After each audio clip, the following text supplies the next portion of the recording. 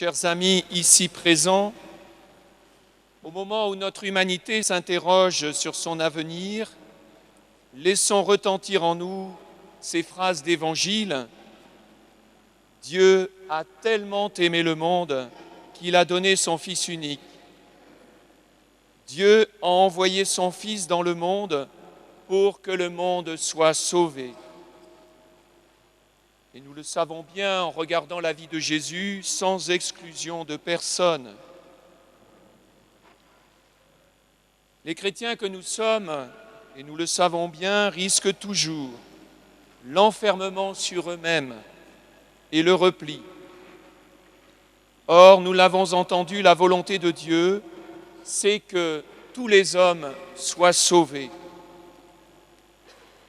Et c'est la raison pour laquelle le pape François a écrit une exhortation sur la joie de l'Évangile, à proclamer, à faire connaître. C'est la raison pour laquelle, dans notre diocèse, nous sommes en démarche missionnaire. Dieu veut que tous les hommes soient sauvés. Si par grâce de Dieu, nous sommes chrétiens, c'est que le Christ compte sur nous pour aimer le monde comme lui et collaborer à sa mission de salut du genre humain. Comment ? Par le service à la manière de Jésus, par la diaconie, et en faisant tout par amour, comme Jésus, et en le donnant, lui, à notre humanité qui a faim et soif d'espérance. Nous n'avons qu'une vie pour aimer, et Dieu compte sur nous, sur chacun de nous, pour aimer comme Jésus et servir comme lui le salut du monde. Cet appel fait à tout baptisé d'aimer et de servir comme Jésus doit résonner d'une manière toute particulière dans le cœur des prêtres et des diacres. Ils ne doivent pas avoir peur de l'engagement radical à la suite de Jésus, assurés que Dieu donne la force à ses amis. On me demandait récemment de quoi a besoin le diocèse d'Orléans. De prêtres, de diacres, de personnes consacrées, de chrétiens engagés, assurément. Mais ce dont il a le plus besoin, c'est de saints et de saintes, c'est-à-dire de personnes entièrement données à Dieu, quelles que soient leurs conditions de vie. Nous devons nous encourager et nous entraider mutuellement sur ce chemin de sainteté. Parents, éducateurs, enseignants, animateurs, chefs et cheftaines de groupes scouts, tous, nous devons nous sentir mobilisés, prêtres, diacres, laïcs, religieux, religieuses, consacrés. La meilleure éducation, c'est l'éducation à la sainteté. C'est l'éducation à l'absolu qui est Dieu. C'est de mettre le Christ à la première place. Dans quelques instants, cher François, je vais te demander, veux-tu conformer toute ta vie à l'exemple du Christ ?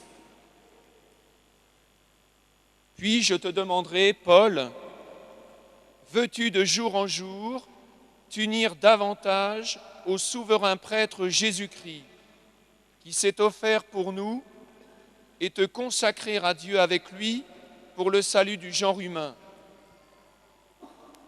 Cher François et cher Paul, et vous tous, chers amis, entendez-vous l'appel à l'absolu? Entendons-nous l'appel à la sainteté avec Jésus? La phrase qui précède le texte que nous venons d'entendre de la lettre aux Philippiens invite à avoir les mêmes sentiments que Jésus. Il s'agit de le contempler et de l'imiter dans son amour pour nous et pour le monde. Dans notre cathédrale aujourd'hui, Nous fêtons la solennité de la Sainte Croix, à laquelle notre cathédrale est dédiée. Dans la basilique de la Résurrection à Jérusalem, sur le fronton de l'autel dressé sur le calvaire, il y a une inscription qui reprend ce que nous venons d'entendre. Le Christ s'est vidé du rang qui l'égalait à Dieu. Il s'est anéanti. Il est descendu jusqu'à se faire homme de chair comme nous, et plus encore, jusqu'à mourir par amour pour nous comme le dernier des hommes.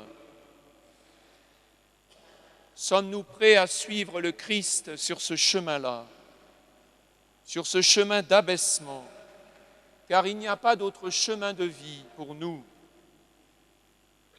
Cela nous fait peur, c'est un peu normal.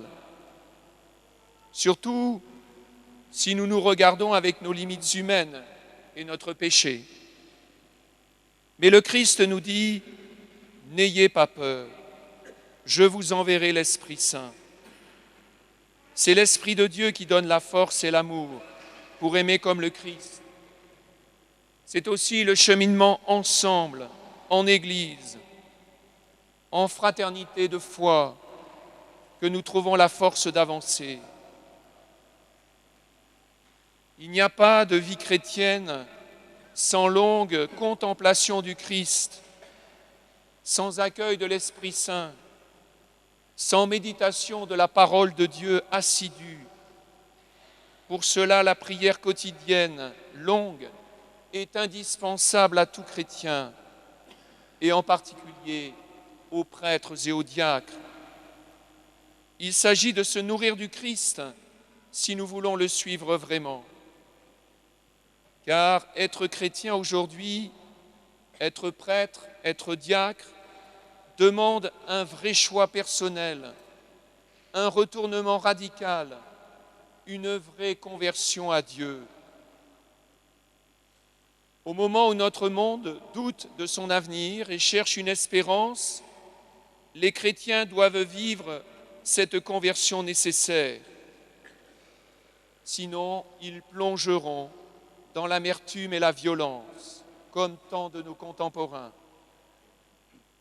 Sainte Thérèse d'Avila, mère des spirituels, docteur de l'Église, dont nous fêtons cette année le 500e anniversaire de la naissance, disait « Le monde est en feu.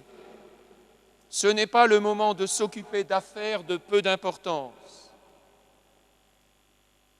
Que les chrétiens que nous sommes soient pleinement disciples du Christ et non pas disciples au rabais. Que les prêtres et les diacres se montrent dignes de l'appel dont ils ont bénéficié et ne tombent pas dans une vie médiocre. Nous sommes faits pour sortir sans cesse de nous-mêmes, comme Jésus. Nous sommes faits pour porter la joie du Christ au monde, en particulier à tous les êtres qui souffrent et qui sont meurtris par la vie. Nous avons à nous engager où que nous soyons comme chrétiens au service de l'homme. Le champ est immense. Il touche tous les domaines de la société, économique, politique, associatif, familial, éducatif, culturel. Il est important de s'y engager comme le Christ.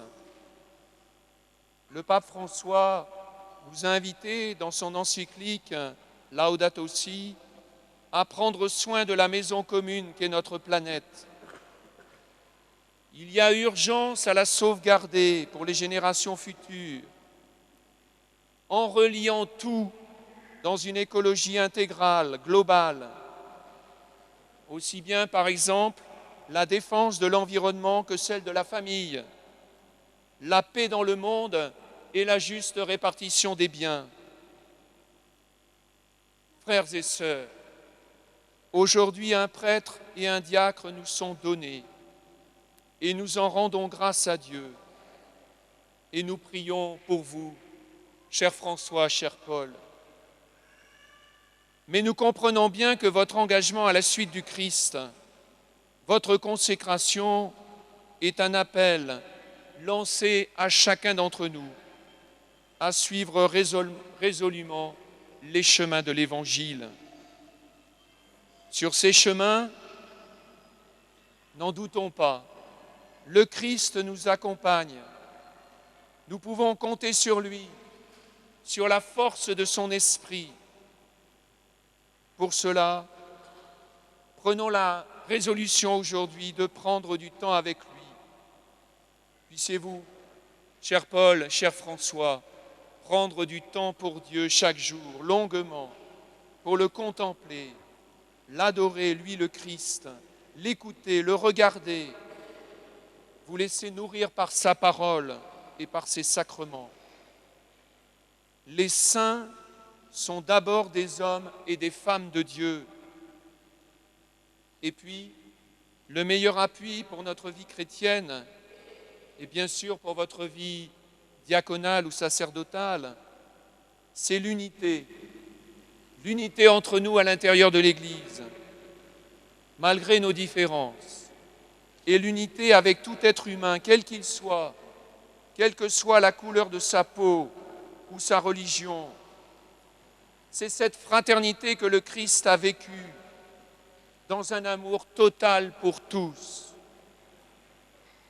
En mettant les pauvres au centre de nos préoccupations, nous sommes sûrs de ne pas nous tromper de route, car ils sont le visage du Christ au milieu de nous. À quoi nous servirait de contempler le corps du Christ meurtri sur la croix si nous passions à côté de nos frères dans la souffrance aujourd'hui? Cher Paul et cher François, et vous tous, chers amis ici présents, que la prière et la fraternité avec tous soient au cœur de votre engagement de chrétien, pour toi, Paul, de ton engagement de prêtre, pour toi, François, de ton engagement de diacre.